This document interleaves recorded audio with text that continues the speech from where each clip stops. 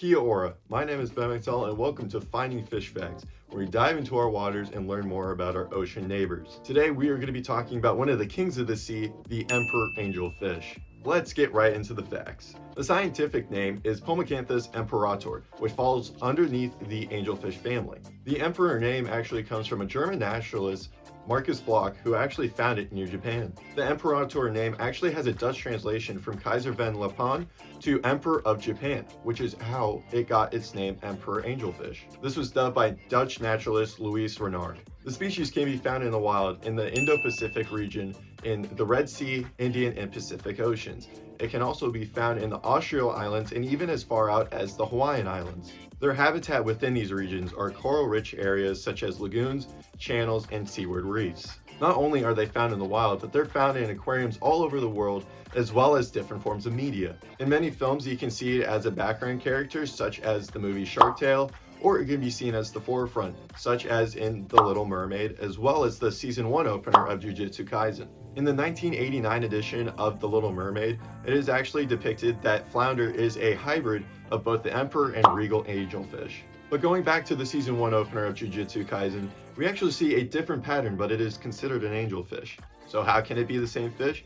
Well, a characteristic within the Emperor Angelfish is that it has two very distinct patterns depending on the age of the fish. In its juvenile phase, the Emperor Angelfish has a dark blue body with white and light blue rings around it. As the fish matures, we see an amazing transformation of the fish that completely changes the look of the fish, now having new colors including blacks and whites that go with the dark blues and the whites. The rings now turn into horizontal stripes which go along the back of the angelfish. It also adorns a black mask over the eyes as well as a light blue strip that goes right above it. Once the emperor gets to the adult stage, it usually gets up to 15 inches in length, but it has also been recorded that it can get up to even 25 inches in length in certain circumstances. It only helps contribute to being the king of the reefs. What's going on? So we are here at Aquatic Warehouse in Kearny Mesa, San Diego, and today we are going to be checking out and seeing if we can find ourselves a emperor angelfish, whether it is juvenile or an adult. So hopefully you guys enjoy this little section. We're gonna go ahead and check it out and see if we can find anything for ourselves. This aquarium store is absolutely fantastic. They have such an amazing selection of fish, and we were able to actually find a few emperor angels for ourselves. They had a bigger adult one at the front of the store. It was definitely one of the bigger ones that I've ever seen in an aquarium store. And then there was a smaller adult one that was actually in a quarantine tank, which great thing that they're actually putting those in quarantine tanks, making sure that the life of those emperor angelfish, especially since they are so sought out after, just being able to keep them healthy and hopefully rehabilitate them. And then the last one that I saw just going through it a second time was another juvenile. But actually going through it again, I thought I wasn't going to see a juvenile, but there it was in one of the other quarantine tanks looking at it a second time through. Really cool to see both the adults and juvenile in the same place. But they look fantastic in person. If you have the opportunity to, go to your local pet store or go to an aquarium near you to go ahead and see these for yourselves.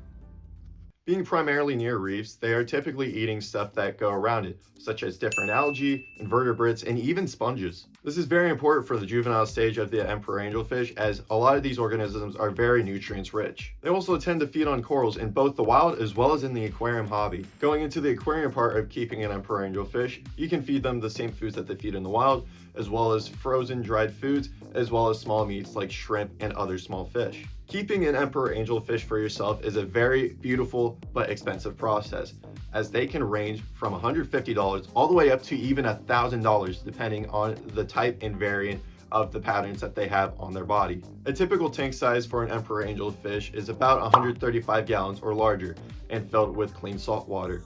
It is important to have an already established tank and introduce it, as they do tend to be territorial. Their territorial nature actually is only really seen in the adult stage, as when they are juvenile, they are very peaceful and actually hide a lot and try not to get eaten. When they do reach that adult stage, they do tend to be a little bit more aggressive and territorial over space as well as food within their area. They tend to be a lot more aggressive to other angelfish and even their own species. Fair warning if you do have corals in your tank, as they will tend to nibble on them, especially if you don't feed them regularly. They can be selective eaters, so they will prefer certain foods over the other, so it is important to understand that as the owner of one of these fish. Another unique thing about the emperor angelfish is when they reproduce, as they tend to reproduce during dusk at certain times of the year. The male will initiate reproduction by showing off to the female. The female will then release hundreds of eggs into the water column, and then the male will reproduce them. Then the eggs will actually float in the water table until they are ready to hatch. There is very limited information on how long it actually takes in the wild, so there's only so much information that I can give you guys. I absolutely love this fish. It is probably one of my favorite species of fish since I was 4 years old.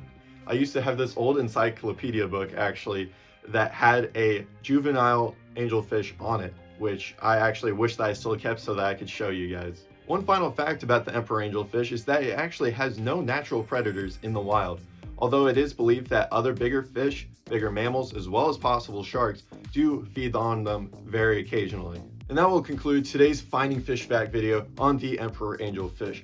Hopefully you guys learned a lot about our aquatic neighbors, and let me know in the comments below what you guys want me to cover next. But my name is Ben McDonald, and I will see you guys in the next video. Peace.